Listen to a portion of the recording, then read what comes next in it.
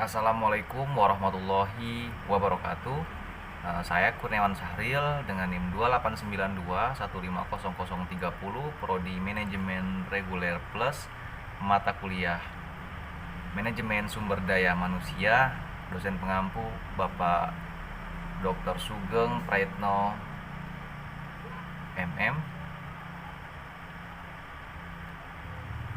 Di sini untuk memenuhi tugas ujian akhir semester, saya akan membahas materi tentang pemberhentian dan pensiun karyawan. Pengertian pemberhentian itu sendiri adalah pemutusan hubungan kerja seseorang karyawan dengan suatu organisasi perusahaan.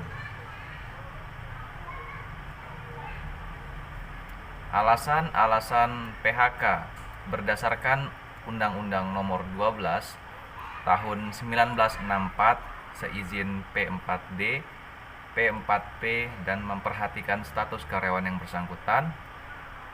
Itu undang-undang, keinginan perusahaan, keinginan karyawan, pensiun, kontrak kerja berakhir, kesehatan karyawan, serta meninggal dunia. Selanjutnya, keinginan perusahaan. Alasan perusahaan yang pertama, karyawan tidak mampu menyelesaikan pekerjaannya. Kedua, perilaku dan disiplinnya kurang baik. Ketiga, melanggar peraturan dan tata tertib perusahaan. Keempat, tidak dapat bekerja sama dan terjadi konflik dengan karyawan lain. Dan yang kelima, melakukan tindakan amoral dalam perusahaan. Konsekuensi pemberhentian berdasarkan keinginan perusahaan. Ada 3. Yang pertama, karyawan dengan status masa percobaan diberhentikan tanpa memberikan uang pesangon. Karyawan status kontrak diberhentikan tanpa memberikan uang pesangon. Sedangkan karyawan dengan status tetap, jika diberhentikan harus diberikan uang pesangon sesuai dengan undang-undang. Besaran uang pesangon. Masa kerja sampai 1 tahun sama dengan 1 bulan upah bruto. Yang pertama, masa kerja 1-2 tahun sama dengan 2 bulan upah bruto. Yang kedua, masa kerja 2-3 tahun sama dengan 3 bulan upah bruto. Yang ketiga, masa kerja 3 sampai seterusnya itu 4 bulan upah bruto. Sedangkan besaran uang jasa, yang pertama masa kerja 5-10 tahun itu sama dengan 1 bulan upah bruto. Masa kerja 10-15 tahun 2 bulan upah bruto. Masa kerja 15-20 tahun 3 bulan upah bruto. Masa kerja 20-25 tahun 4 bulan upah bruto. Masa kerja 25 kurang lebih 25 tahun itu 5 bulan upah bruto. Keinginan karyawan. Dari keinginan karyawan itu bisa pindah ke tempat lain untuk mengurus orang tua, kesehatan yang kurang baik, untuk melanjutkan pendidikan, atau berwira swasta. Selanjutnya, pensiun. Uang pensiun merupakan pengakuan atau penghargaan atas pengabdian seseorang terhadap organisasinya. Pensiun mengurangi turnover. Untuk pegawai negeri, pensiun diberikan secara periodik. Untuk karyawan swasta merupakan atau berupa pesangon. Proses pemberhentian. Prosedur harus dilalui untuk pemecatan terhadap karyawan. Yang pertama, perundingan antara pegawai dengan pimpinan perusahaan. Yang kedua, perundingan antara pimpinan serikat buruh dengan pimpinan perusahaan. Yang ketiga, perundingan P4D atau Panitia Penyelesaian Perselisihan Perburuhan Daerah dengan pimpinan perusahaan. Yang keempat, perundingan P4P atau Panitia Penyelesaian Perselisihan Perburuhan Pusat dengan pimpinan perusahaan. Kelima, keputusan pengadilan negeri. Ada beberapa alasan melakukan pemberhentian pegawai, terutama bagi perusahaan.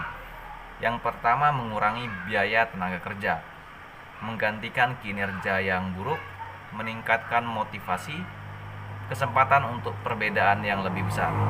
Itu adalah alasan melakukan pemberhentian pegawai, terutama bagi perusahaan. Selanjutnya,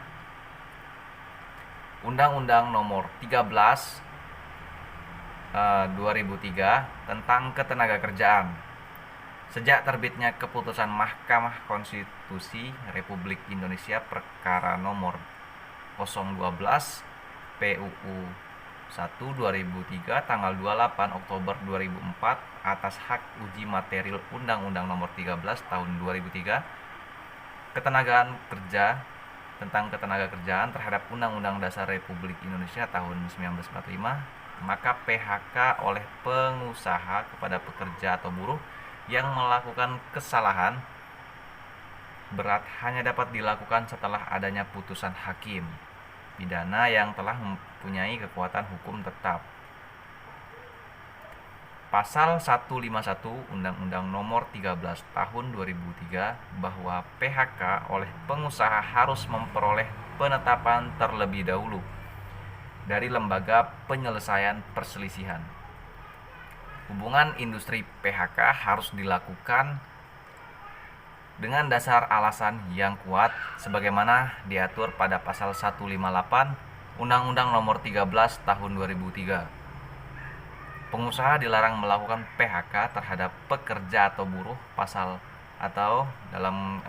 pasal 153 Undang-Undang Nomor 13 Tahun 2003 karena berbagai alasan pekerja atau buruh. Yang pertama, alasannya itu berhalangan masuk karena sakit menurut keterangan dokter selama waktu tidak melebihi 12 bulan secara terus-menerus.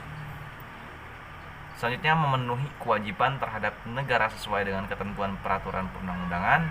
Yang ketiga, memenuhi ibadah yang diperintahkan agamanya. Dan yang keempat, menikah. Itu adalah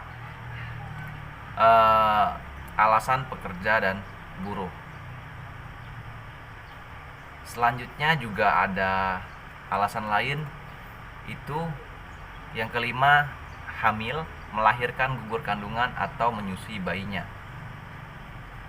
6 atau F, mempunyai pertalian darah dan atau ikatan perkawinan dengan pekerja atau buruh lainnya di dalam satu perusahaan, kecuali diatur lain dalam perjanjian kerja, peraturan perusahaan atau perjanjian kerja bersama. Mendirikan, menjadi anggota dan pengurus serikat pekerja, serikat atau buruh dalam jam atas kesepakatan pengusaha atau berdasarkan ketentuan yang diatur dalam perjanjian kerja, peraturan perusahaan atau perjanjian kerja bersama. H. Mengadukan pengusaha kepada yang berwajib mengenai perbuatan pengusaha yang dilakukan tindak pidana kejahatan. I. Perbedaan paham agama, aliran politik, suku, warna kulit atau golongan, jenis kelamin, kondisi fisik atau status perkawinan. J. Dalam keadaan cacat tetap, sakit akibat kecelakaan kerja atau sakit karena hubungan kerja menurut keterangan dokter yang jangka waktu penyembuhannya belum dapat dipastikan. Jika pengusaha melakukan PHK karena alasan tersebut, PHK-nya adalah batal demi hukum atau pasal 170 Undang-Undang Nomor 13 Tahun 2003. Mem-PHK pekerja atau buruh pasal 158 Undang-Undang Nomor 13 Tahun 2003 karena alasan pekerja atau buruh telah melakukan kesalahan berat sebagai berikut: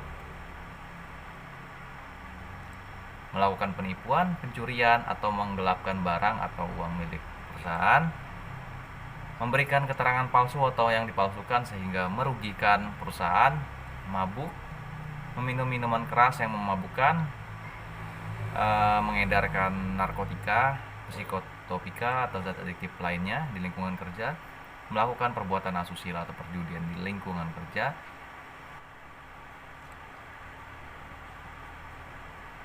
membujuk teman sekerja atau pengusaha untuk melakukan perbuatan yang bertentangan dengan peraturan perundang-undangan dengan ceroboh atau sengaja merusak atau membiarkan keadaan bahaya barang milik perusahaan yang menimbulkan kerugian perusahaan, dengan ceroboh atau sengaja membiarkan teman sekerja, pengusaha dalam keadaan bahaya di tempat kerja, membongkar atau membocorkan rahasia perusahaan yang harusnya dirahasiakan, melakukan perbuatan lainnya di lingkungan perusahaan yang diancam pidana 5 tahun atau lebih. Kesimpulan, pemberhentian pegawai adalah hal yang pasti terjadi. Yang kedua, pemberhentian pegawai berarti berhentinya kegiatan kerja seseorang pegawai dari suatu organisasi perusahaan. Yang ketiga, pemberhentian pegawai bisa disebabkan oleh undang-undang, keinginan perusahaan, keinginan pegawai, pensiun, kesehatan, dan lain hal sebagainya. Pemberhentian pegawai telah diatur oleh undang-undang. Pemberhentian pegawai akan menimbulkan kerugian bagi kedua pihak. Dan yang terakhir, pemutusan hubungan kerja pegawai adalah fungsi operasional yang terakhir dari manajemen sumber daya manusia atau MSDM. Sekian presentasi dari saya ucapkan terima kasih. Kurang lebihnya saya mohon maaf. Saya akhiri, wassalamualaikum warahmatullahi wabarakatuh.